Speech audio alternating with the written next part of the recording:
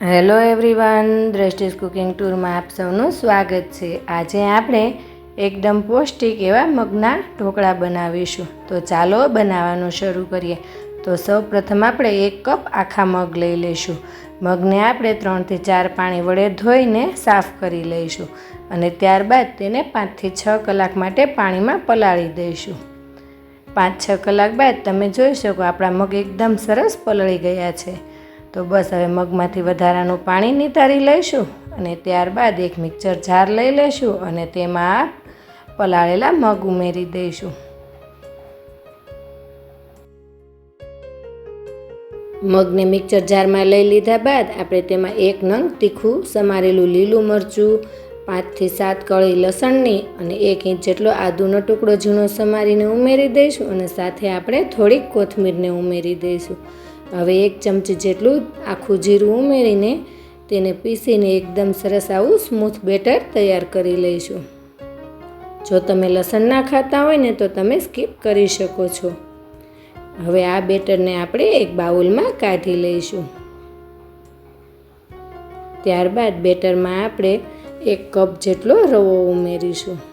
રવો અહીં મેં જે આપણે ઢોકળા બનાવવા માટે કે ઇડલી બનાવવા માટે ઉપયોગ કરીએ છીએ ને તે જ લીધો છે। ત્યારબાદ અડધો કપ જેટલી આપણે ખાટી છાશ ઉમેરી દઈશું। છાશ ના હોય ને તો તેની જગ્યાએ તમે 2 ચમચી દહીંનો ઉપયોગ કરી શકો છો। ત્યારબાદ તેમાં સ્વાદ પ્રમાણે મીઠું અને અડધી ચમચી હિંગ ઉમેરી દઈશું અને બધું જ બરાબર મિક્સ કરી દઈશું।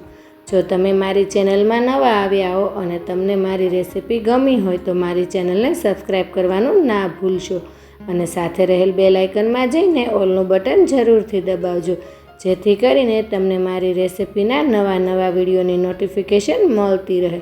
તો હવે આપણું બેટર એકદમ સરસ તૈયાર થઈ ગયું છે। તેને ઢાંકીને 10 મિનિટ આપણે રહેવા દઈશું, જેથી આપણો રવો એકદમ સરસ ફૂલી જાય। 10 મિનિટ બાદ ઢાંકણ ખોલીને જોઈએ તો આપણો રવો એકદમ સરસ ફૂલી ગયો છે અને આપણું બેટર પહેલાં કરતાં થોડું ઠીક થઈ ગયું છે। તો આ સમયે આપણે તેમાં 1 ચમચી જેટલું તેલ ઉમેરીશું અને સાથે અડધી ચમચી જેટલો ઈનો ફ્રૂટ સોલ્ટ ઉમેરી દઈશું અને અડધા લીંબુનો રસ ઉમેરીશું અને બધું જ બરાબર મિક્સ કરી દઈશું। હવે આપણે બેટરને થોડું પાતળું કરવા માટે 2 ચમચી જેટલું પાણી ઉમેરીશું અને બધું જ બરાબર મિક્સ કરીને બેટર એકદમ સરસ આપણે ઢોકળા બનાવીએ ને તેવી રીતનું તૈયાર કરી લઈશું। તો અહીં આપણું બેટર એકદમ સરસ તૈયાર થઈ ગયું છે। તો હવે આપણે એક ગ્રીસ કરેલી થાળી લઈ લઈશું અને તેમાં આપણે બેટરને ઉમેરી દઈશું। એટલા બેટરમાંથી આપણે 2 થાળી ઢોકળા તૈયાર થશે।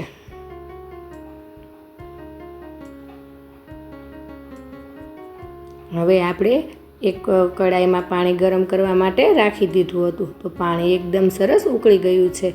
તો તેમાં સ્ટેન્ડ મૂકીને આપણે ઢોકળા બનાવવા માટેની પ્લેટ તેમાં ગોઠવી દઈશું અને ઉપરથી આપણે થોડું લાલ મરચું પાવડર છાંટી દઈશું।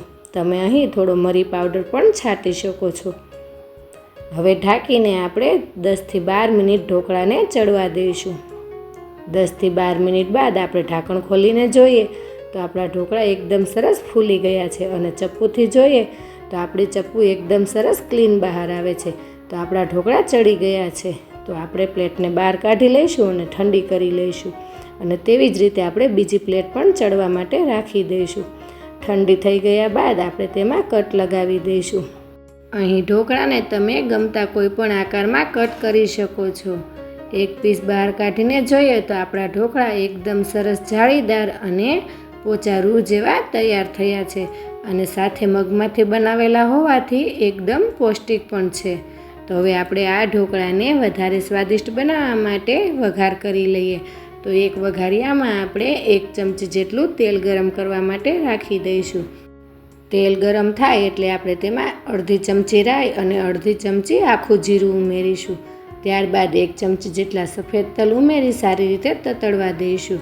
ત્યારબાદ અડધી ચમચી જેટલી હિંગ અને 1 ચમચી સમારેલા લીલા મરચાંના ટુકડા ઉમેરી દઈશું અને 5 થી 7 મીઠા લીમડાના પાન ઉમેરી દઈશું અને વઘારને તૈયાર કરી લઈશું। આ તૈયાર કરેલ વઘારને આપણે ઢોકળામાં ઉમેરી દઈશું અને ત્યારબાદ ચમચીથી સારી રીતે બધી જ બાજુ વઘાર લાગી જાય ને તે રીતે આપણે સરસ રીતે ફેલાવી દઈશું। ત્યારબાદ ઉપરથી આપણે થોડા સમારેલા લીલા ધાણા ઉમેરી દઈશું અને ત્યારબાદ એક સર્વિંગ પ્લેટ લઈને ઢોકળાને સર્વ કરીશું. મેં અહીં ઢોકળાને ટમેટાના સોસ સાથે સર્વ કર્યા છે, પણ તમે તેને ગ્રીન ચટણી અથવા તો દહીં સાથે પણ ખાઈ શકો છો. તો તૈયાર છે આપણા પોચારું જેવા એકદમ સ્વાદિષ્ટ અને સાથે ખૂબ જ પૌષ્ટિક એવા મગના ઢોકળા. તો તમે એકવાર આ મગના ઢોકળા જરૂરથી બનાવજો અને કોમેન્ટમાં જણાવજો કે તમને આ મગના ઢોકળાની રેસિપી કેવી લાગી. અને આ સાથે મારી ચેનલને લાઈક, શેર અને સબસ્ક્રાઈબ કરજો. તો આવી જ નવી નવી રેસિપીઓ સાથે આપણે ફરી મળતા રહીશું દ્રષ્ટિસ કુકિંગ ટૂરમાં.